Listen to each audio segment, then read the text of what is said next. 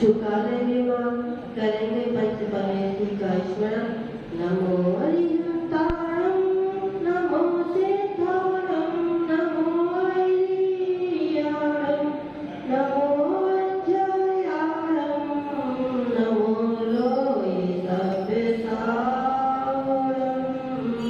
नमो लोये सब्बसावणं। आयु अल्प है काल में बहुत है, आयु अल्प है काल में बहुत है, मुझे खपाना है लिया हुआ जो कर्ज पुराना उसे चुकाना है।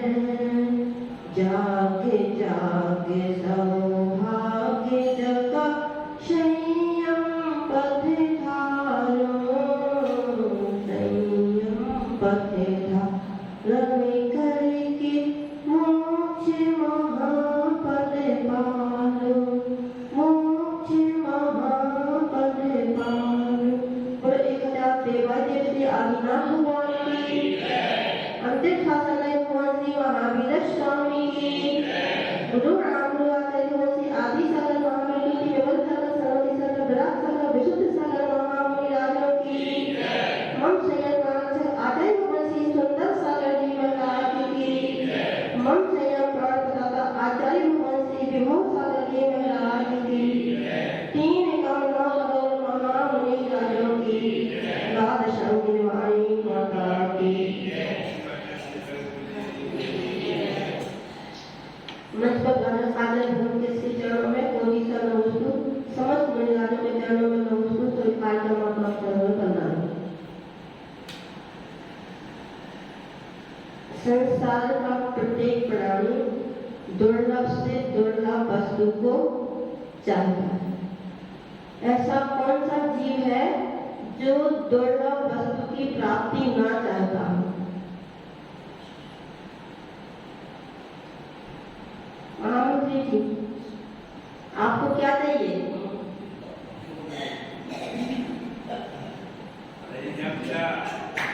आपको क्या चाहिए? दुर्लभ वस्तु क्या है? संसार में दुर्लभ वस्तु क्या है? कोई कहता है कि हमारी दुकान हमें बहुत मुश्किल से मिली है, वही हमारे लिए दुर्लभ है। तो कोई कहता है हमें जीवन मुश्किल से मिला है, तो यह जीवन दुर्लभ है। तो किसी की पत्नी दुर्लभ है, तो किसी का मकान दुर्लभ है। लेकिन संसार में दुर्लभ है क्या? कोई दुकान को दुर्लभ मानता है, तो कोई बच्चों को दुर्लभ मानता है। क्या है दुर्लभ? मनुष्य जन्म। बस संसार में सबसे दुर्लभ वस्तु है रस पर्याय को पाना। $6 में $15 जी लिखते हैं क्या? दुर्लभ रही जो चिंतामण त्यों पर्याय लही रस। तो संसार में सबसे दुर्लभ वस्तु है रस पर्याय को। और हम सभी एक इंद्रिय से निकलकर रस में आ गए। 2 इंद्रिय, 3 इंद्रिय, चतुर्ंद्रिय बनते हम सभी क्या बन चुके हैं? पंचेंद्रिय बन चुके। पंचेंद्रिय में भी हम नरक जा चुके, देव बन चुके और त्रिंश पर्याय को भी प्राप्त कर चुके। अब हमें मनुष्य पर्याय मिली है। मनुष्य पर्याय पाना अति दुर्लभ है। हमें सबको मनुष्य पर्याय मिल चुकी। किसको नहीं मिली मनुष्य पर्याय? सबको ही मिली। तो हम सभी को मनुष्य पर्याय मिल चुकी। और मनुष्य पर्याय में भी उत्तम कुल मिला। यदि हम मनुष्य तो हो जाते, यदि नीच कुल में पैदा होते तो क्या धर्म कर सकते थे? तो हमें उच्च कुल मिला, जैन कुल मिला। और हम सभी कैसे हैं? गर्भवत हैं। यदि हम सम्मोचन होते, मनुष्य तो मिलती, लेकिन यदि हम सम्मोचन होते तो भ्रम कर सकते थे, यहाँ आ सकते थे। हमारे साथ सम्मोचन जीव यहाँ आते, लेकिन वह धर्म नहीं कर सकते थे। तो हम गर्भवत हैं, ये भी हमारे लिए दुर्लभ है। हमें गर्भवत जन्म मिला और हम पर्याप्त हैं। और हमारा शरीर कैसा है? स्वस्थ है। यदि हमारे एक पैर ना होता तो क्या होता? एक हाथ ना होता, या एक आंख नहीं होती, कान नहीं होते, कोई चीज हमारे जो 5 इंद्री है, इसमें से कोई एक इंद्री ना होती तो क्या हम अपने शरीर से संयम धारण कर सकते? तो हमारा शरीर पूर्ण स्वस्थ है, हमें 5 इंद्रियों की प्राप्ति हुई है। ये दुर्लभ नहीं है? ये दुर्लभ है कि नहीं? ये अति अति अति दुर्लभ है कि आज हम पूर्ण स्वस्थ हैं और संगी है, मन है हमारे पास। यदि हम मन से रहित होते तो सोच विचार भी नहीं, फिर भी हम मन से रहित ही हैं, क्योंकि हम अपनी आत्मा के बारे में नहीं सोचते हैं। जो असंगी जीव हैं उनके पास तो मन नहीं है, इसलिए वो सोच नहीं पाते। लेकिन हमारे पास मन होते हुए भी हम असंगी जैसे ही हैं, क्योंकि हमने कभी सोचा ही नहीं है कि ये मनुष्य पर्याय कितनी दुर्लभ है। जब हम निगोद की पर्याय में थे, कहाँ थे? निगोद की पर्याय में थे, तो वहां से हम निकल करके एक इंद्रिय हुई। कैसे निकले निगोद की पर्याय से? जिस प्रकार हम पॉपकॉर्न भूनते हैं तो कभी कभी कोई निकल करके बाहर निकल आता है, ऐसे ही हम वहां से निकले। और एक इंद्रिय, 2 इंद्रिय, 3 इंद्रिय आदि पर्यायों को, कितनी पर्याय हमने प्राप्त कर ली इनका कोई पता नहीं है। हमारे पास ऐसा कोई गणित नहीं है कि जिनसे हम गणना कर सके कि हमने कितनी पर्याय प्राप्त कर ली। एकमात्र केवल ज्ञानी ही जान सकते हैं कि हमने कितनी पर्याय प्राप्त कर ली। हो सकता है ये हमारा अंतिम भाव हो, और यदि इस अंतिम भाव में हमने अपने जीवन को संयम में नहीं लगाया तो फिर हम पुनः कहाँ पहुंच जाएंगे? उसी निगोद में। तो हमें जो ये मनुष्य पर्याय मिली है, ये दुर्लभ पर्याय मिली है, इसका हमें क्या करना है? क्यों हमें ये मनुष्य पर्याय मिली? खाना बनाने में, खाना खाने में, दुकान चलाने में, बच्चों के पालन पोषण करने, इसीलिए हमें ये मनुष्य पर्याय मिली है ना? क्यों मिली मनुष्य? कभी हमने यह विचार नहीं किया कि यह मनुष्य पर्याय हमें मिली क्यों है। जैसे ही सुबह हुई, सो के उठे और हम अपनी दैनिक क्रियाओं में लग गए, और जैसे ही रात हुई तो उन दैनिक क्रियाओं से फ्री होकर के सो गए। कभी हमने अपने बारे में विचार नहीं किया कि यह दुर्लभ मनुष्य पर्याय हमें मिली क्यों है, इसका हमने क्या उपयोग किया। यदि आपकी दुकान है, आप दुकान पर जाते कि नहीं जाते?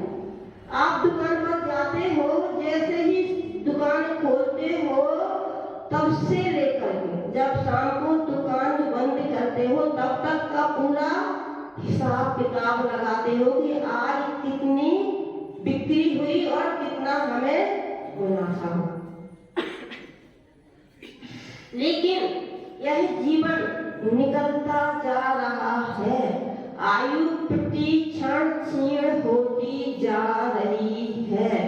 और हमने कभी भी एक दिन भी यह नहीं सोचा कि यह दुर्लभ पर्याय प्राप्त करके हमने आज सुबह से लेकर शाम तक क्या किया। कभी सोचा? क्यों? क्योंकि हमारे पास मन है, लेकिन हमने उस मन का उपयोग नहीं किया। उस मन को हमने कहाँ लगाया? बाहर लगाया, बच्चों के पालन पोषण में लगाया, खाना बनाने खाने में लगाया, दुकान करने में लगाया, नौकरी में लगाया, इधर उधर की बातों में लगाया, लेकिन कभी अपने बारे में नहीं सोचा। जब आप बैंक में जाते हो, पैसे जमा करते हो, करते कि नहीं करते? फिर उसमें क्या मिलता है? ब्याज मिलता है।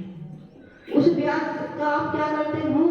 जब आपको आवश्यकता होती तो आप तो क्या करते हो? उस ब्याज को निकाल, लेकिन मूल को वहीं जमाए। तो ऐसे ही जो पिछले जन्म में हमने किया था, जितना हमने दान दिया था, अच्छे अच्छे कार्य किए थे, उस सब का ब्याज हमें आज मिल रहा है। उसी ब्याज को निकाल निकाल के हम खा रहे हैं।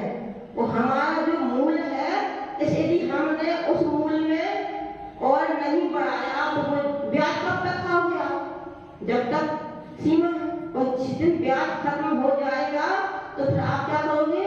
मूल को भी निकाल के, और जब मूल निकल जाएगा तो आपका बैलेंस समाप्त। ऐसे ही जो पिछले जन्म में हमने धर्म कर्म किया था, दान दिया था, अच्छे अच्छे कार्य किए थे, उनका ब्याज हम आज खा रहे हैं। यदि पहले ब्याज पूरा हो गया तो हम मूल भी खा लेंगे और हमारा बैलेंस बिल्कुल नील हो जाएगा। जब बैलेंस नील हो जाएगा तो हमारे पास आगे ले जाने के लिए कुछ नहीं बचेगा।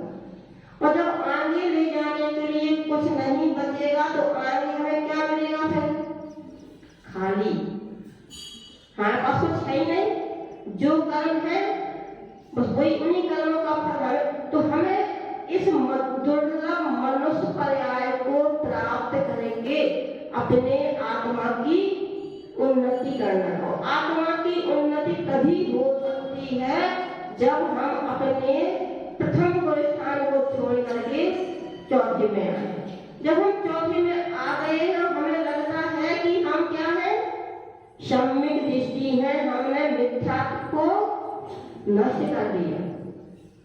जब हमारा मिथ्या चला गया और हम सम्यक दृष्टि बन गए, अब हम सम्यक दृष्टि बन चुके हैं, तो अब हमें आगे बढ़ना है कि गिरना है? तो आगे बढ़ने के लिए हमें क्या करना होगा? गुरुओं की शरण में जाओ। कैसे जाएंगे? वहीं बैठे बैठे हाथ जोड़ेंगे और हम गुरु की शरण में आ गए, है ना? आप सब लोग गुरु की शरण में नहीं आए क्या? आए ना? लेकिन बस कितने क्षण के लिए आए, नमस्ते किया, 2-4 शब्द सुने, और वो शब्द भी यहीं इससे सुन के नीचे न ले जाकर के यहाँ से निकाल दियो, वापस घर चले गए, हो गई गुरु की शरण पूरी। गुरु जी आप अपनी शरण को अपने पास रखो, हमको। यदि वास्तविकता में हमें इस दुर्लभ पर्याय का सदुपयोग करना है तो हमें गुरु की चरणों को पकड़ना होगा, गुरु की शरण में रहना होगा और अपनी आत्मा का उद्धार कर। तो आप सभी सम्यक दृष्टि हो चुके हैं, अब आपको अपनी आत्मा का कल्याण करना है। आप सभी अपनी आत्मा का कल्याण कर गुरु परम पूज्य आचार्य भगवान श्री सुंदर सागर जी महाराज जी